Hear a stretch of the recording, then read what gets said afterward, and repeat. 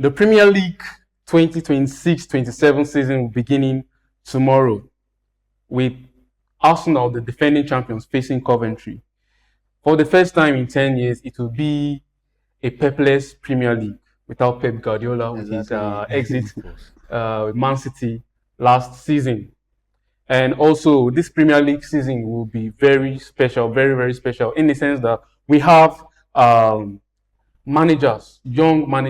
young prospective managers who will be looking to take over from, claim their own, make their own name. We give Arteta credit also, because not allowing Pep to go out in the way he would have expected. Grand ceremony that exactly. He denied Pep that, and we really have to look at him as almost like the Pep replacement, taking over from the Pep dynasty and all of that. But then we have Xabi Alonso at Chelsea, Roberto De Zerbi at Tottenham, Carrick best at coach. United, the best coach in the world. Come on, United. Yes. And then we have at Man City, Enzo Maresca, who is no push-off, as we have seen with his team when he was in charge at Chelsea, winning the Club World Cup against PSG, against all odds. So what are our feelings? What do we feel towards the new upcoming season commencing tomorrow? When you're talking about feeling, the thing is, I don't know about you guys, but me, I am happy. You get, because it's been weeks and weeks without club football. Yes. So the excitement about Premier League is always different. You don't have boring weekends again. If you're bored at home, you have somewhere to look up to now, which is you're just anticipating that Friday night to come, Saturday night to come, Saturday afternoon to come, Sunday afternoon come, and some days like this first week that we are having, the Monday night football. So the feeling is in fact, I just can't wait for tomorrow. So does the feeling beat the World Cup feeling? What's in the World Cup? Novice. How many body play for World Cup? World Cup that they try to rig. Come and rig Premier League lesson now. Okay. I think the World Cup. Today we have with us a new face, Bob, who is a very dedicated fan of football and many other sports. But today we'll be talking football because we are here for the EPL. So what are your feelings, Bob, for the new season? First of all, I'll say thank you for having me. It's wonderful being here, and everyone's been anticipating the new season. The champions are back, Arsenal's back. But will this be a back-to-back title for them? Will this be a dynasty building for Arteta? Those are the questions that remain to be answered. So coming into this new season, like with a whole lot of managerial changes, top 5 clubs, or let's say 4, because Carrick was mid-season. So I think all top 4 clubs, they all changed managers, and we're going to have new people at the helm.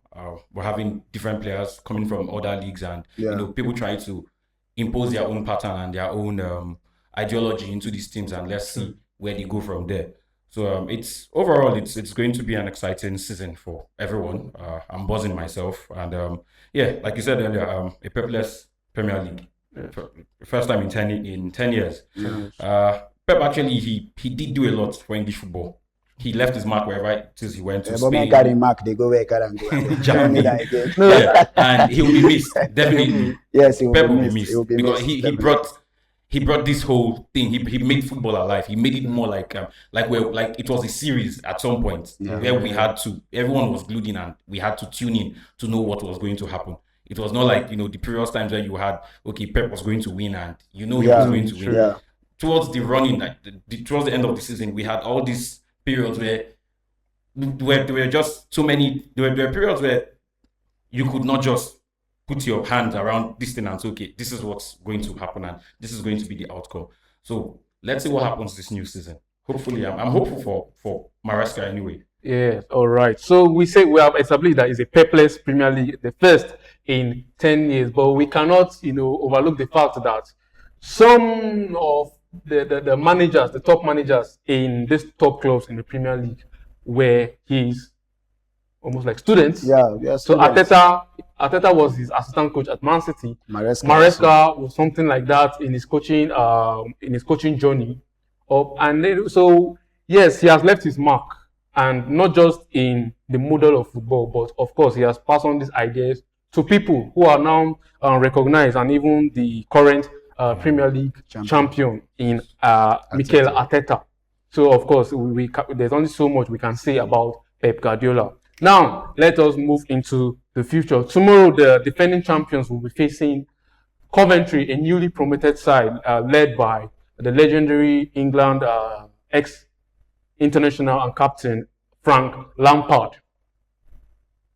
So what are our thoughts, really? Of course, the defending champions against newly promoted. We have seen these kind of things happen. These fixtures happen in the match day one of the Premier League. Do you think it's the supercomputer that just does this, or there is a kind of arrangement that does this almost every beginning of the season? Where you get the Premier League team playing a team coming from the championship. In the match day one. Is there an arrangement supposed to be? You try to, from the get-go, you need to, hit the ground running. So I think Coventry having to face Arsenal, I think it's a very good fixture for them. At least it sets the standard, yes, as to where they go from. Yes. How do they continue? Like after Arsenal, the next fixtures. Okay, how do we go on from here? How do we go on so we don't end back at the championship? Yeah, that's going to be what's on the top of Coventry's list. And one thing you need to know again is most people now would think this is more like a walkover match for Arsenal. They send a small sheet 9 days, 10 years. This Coventry that you're seeing now, like this, they go give Arsenal a fight. Like you will see, I don't know, but I am seeing them bringing that battle to the Emirates tomorrow. You get, and if there is anything that you cannot take away from Frank Lampard's team is that fighting spirit. Yeah, they had a defensive record. You understand? If you follow them in championship last season, you see Frank Lampard doesn't give room for you to toy with his defenders. No, he plays not just a compact football. He plays something that once you see them from the beginning, you know that this team is a structured team. And for a fact, you might see them giving us that fight that they don't even think of. And no comment anything from them, because as I tell you, Taiwo only now somebody will collect 3 points from Arsenal last season. And Chelsea, he did there now. He don't go there now. And this time now, no be when they for Forest, so we say go play small. Morgan Rogers go collect his shine. This time now, any shine that will come Taiwo only inside, they go give him that what's it called? That upload because of now him deserve am. Sure you get that? So Taiwo only Frank Onyeka. In fact, because I have my 2 Nigerian brothers there, I want to be small. Let me just say bias in my judgment. I am seeing Coventry giving us now that fight.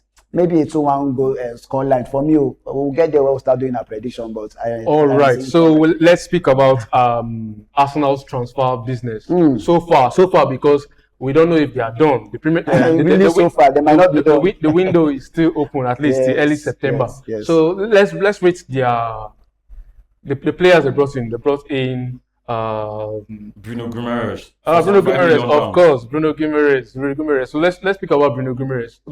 Does he bring something different to this Arsenal's midfield, or is just because of depth's sake? We just want to have the best players. For me, I feel he brings everything to that Arsenal midfield. If you watch Odegaard, like we said, we know. Let me not say like we said. We know Odegaard to be this connector. He likes going for the short shots. Passes into the open space when you attack the half spaces. Odegaard likes to play those passes there. We have Declan Rice that brings that aggressiveness to the team. Not like he breaks, not like he breaks defense with his own splitting pass from deep into the midfield. No, but he brings that energy that Odegaard is not having. You get Zubimendi also is not having. So Declan Rice now brings that energy. So if you could just understand now, they are trying to complement this persons now that I've mentioned. So Bruno Guimarães is more like 2 of them in one.